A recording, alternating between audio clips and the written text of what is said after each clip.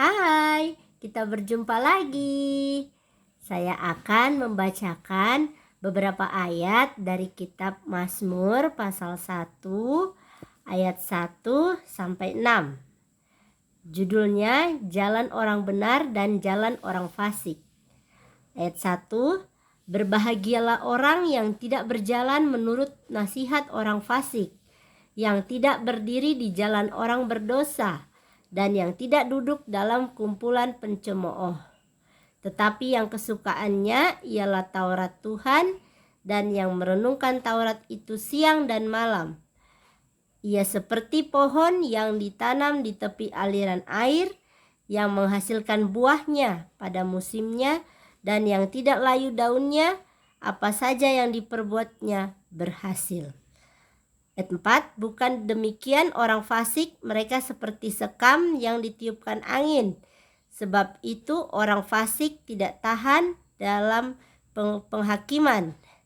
Begitu pula orang berdosa dalam kumpulan orang benar. Sebab Tuhan mengenal jalan orang benar, tetapi jalan orang fasik menuju kebinasaan. Apa kabar saudaraku hari ini? Senang kita dapat berjumpa kembali untuk kita bersama-sama mendengarkan cerita dari firman Allah.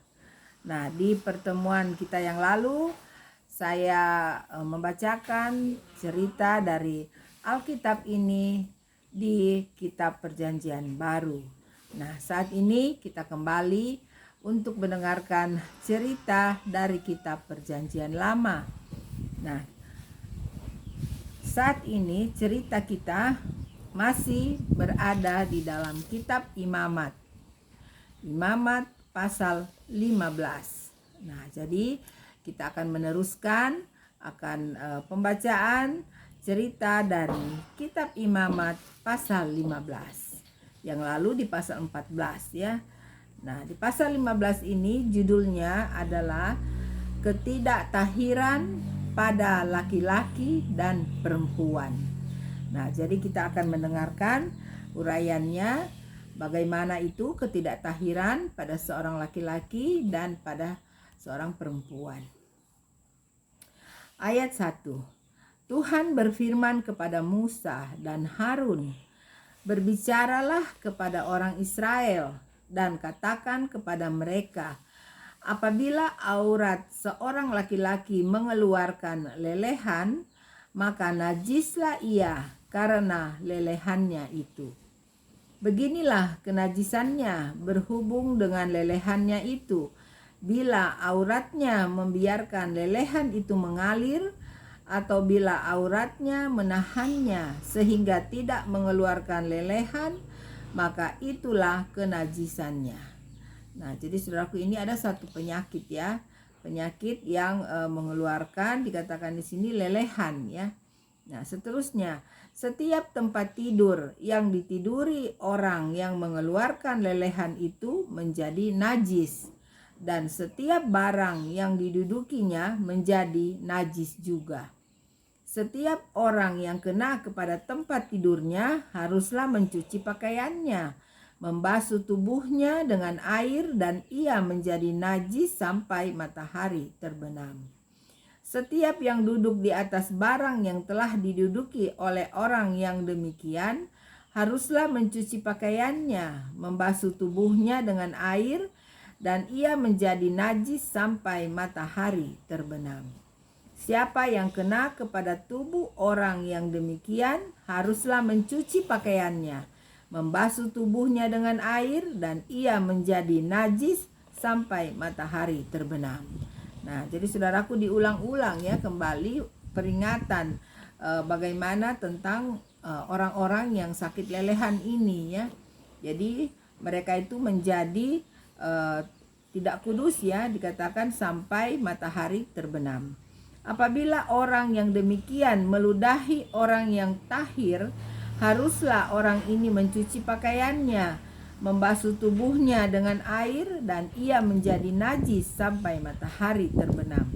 Dan setiap pelana yang diduduki orang yang demikian menjadi najis. Setiap orang yang kena kepada sesuatu bekas tempat orang tadi menjadi najis sampai matahari terbenam.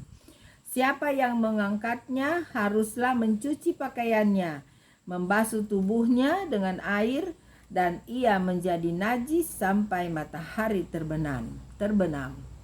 Dan setiap orang yang kena pada orang yang demikian, sedang orang ini tidak mencuci tangan dahulu dengan air, haruslah mencuci pakaiannya, membasuh tubuhnya dengan air, dan ia menjadi najis sampai matahari terbenam. Kalau orang itu kena pada belanga tanah, itu haruslah dipecahkan, dan setiap perkakas kayu haruslah dicuci dengan air. Apabila orang yang demikian sudah bersih dari lelehannya, ia harus menghitung 7 hari lagi untuk dapat dinyatakan tahir, lalu mencuci pakaiannya, membasuh tubuhnya dengan air mengalir, maka ia menjadi tahir. Pada hari yang ke-8, ia harus mengambil 2 ekor burung tekukur atau 2 ekor anak burung merpati, dan datang ke hadapan Tuhan ke pintu kemah pertemuan dan menyerahkan burung-burung itu kepada imam.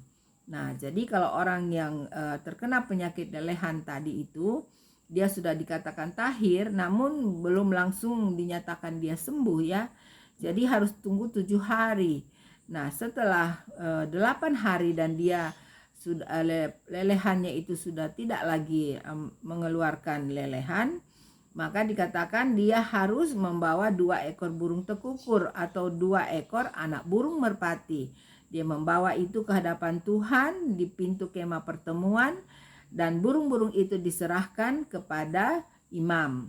Selanjutnya, lalu imam harus mempersembahkannya, yang seekor sebagai korban penghapus dosa dan yang seekor lagi sebagai korban bakaran.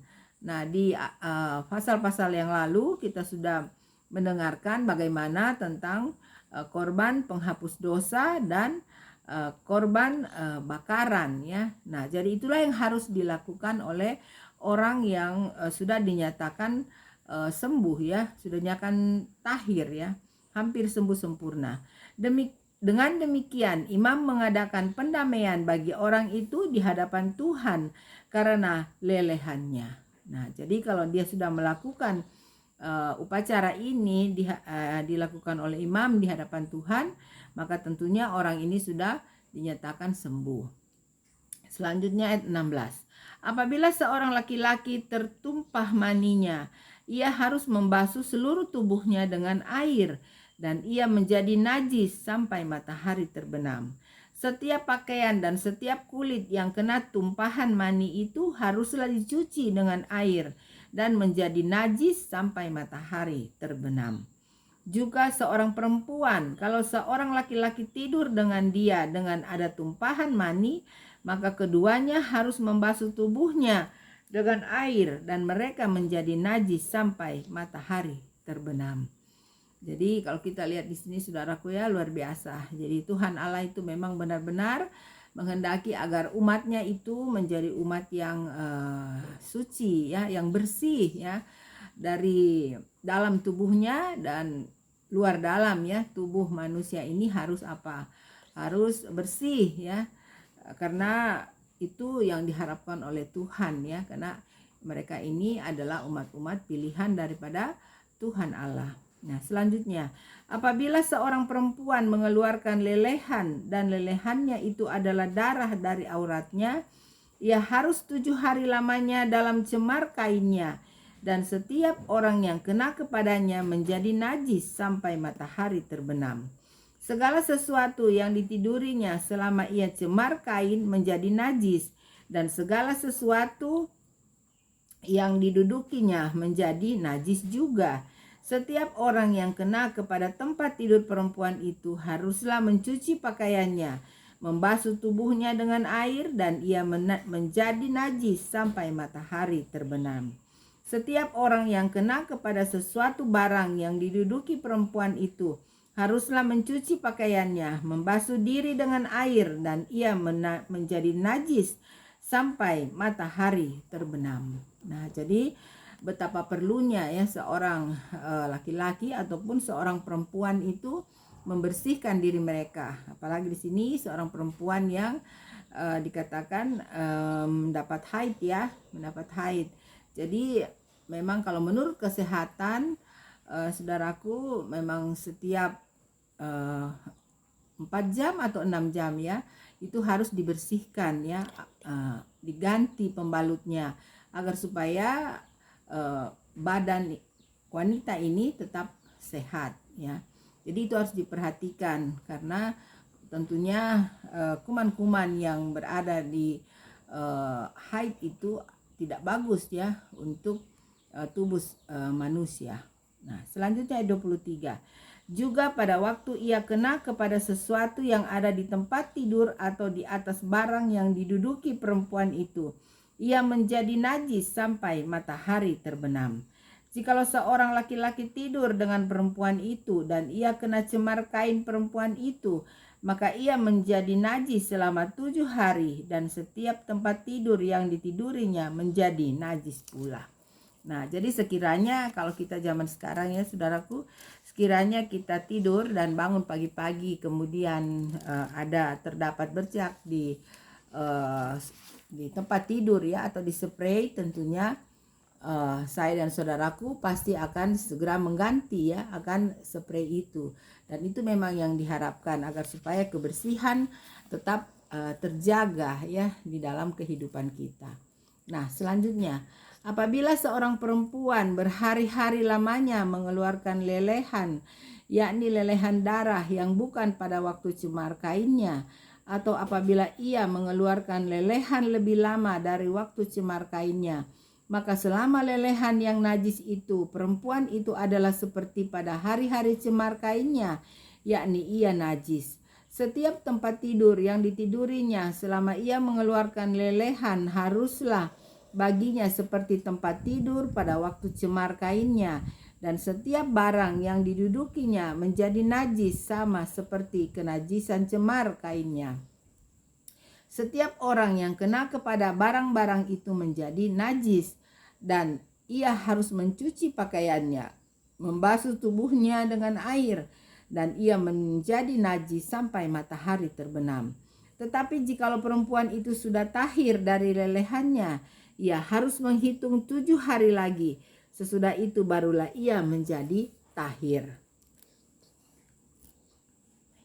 Pada hari yang ke-8 ia harus mengambil 2 ekor burung tekukur atau 2 ekor anak burung merpati dan membawanya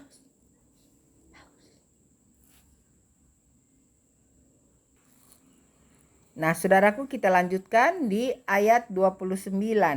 Pada hari yang ke-8 ia harus mengambil 2 ekor burung tekukur atau 2 ekor anak burung merpati dan membawanya kepada imam ke pintu kemah pertemuan. Jadi peraturannya sama saja ya dengan kalau seorang laki-laki ya yang terkena akan penyakit lelehan ini ya, perempuan pun demikian. Pada hari yang ke-8 harus dia mengambil 2 ekor burung tekukur atau 2 ekor anak burung merpati dan membawa itu kepada imam ya. Kemudian imam mengadakan upacara penghapus dosa seperti yang tadi. Dan ayat 30, imam harus mempersembahkan yang seekor sebagai korban penghapus dosa dan yang seekor lagi sebagai korban bakaran. Dengan demikian, imam mengadakan pendamaian bagi orang itu di hadapan Tuhan karena lelehannya yang najis itu. Begitulah kamu harus menghindarkan orang Israel dari kenajisannya, supaya mereka jangan mati di dalam kenajisannya. Bila mereka menajiskan kemah suciku yang ada di tengah-tengah mereka itu.